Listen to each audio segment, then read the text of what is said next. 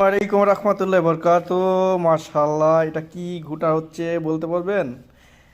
ইতিমধ্যে চলে এসেছি সেই বিখ্যাত নানির বাড়ির সিন্নি।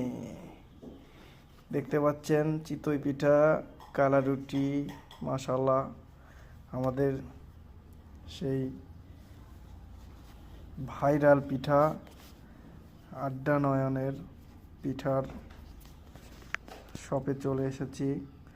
পাতিলে দেখছি কি এটা, এটা মাংস, এটা দেশি হাঁসের মাংস, যা কালা রুটির সাথে খেতে পাবেন। চলে আসবেন অবশ্যই নানির বাড়ি সিন্নি, নাজিরপুর। মাশাল্লাহ মাশাল্লাহ।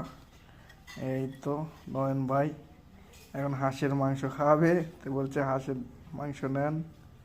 দেখেন কেমন দেশি হাঁসের মাংস, মাশাল্লাহ।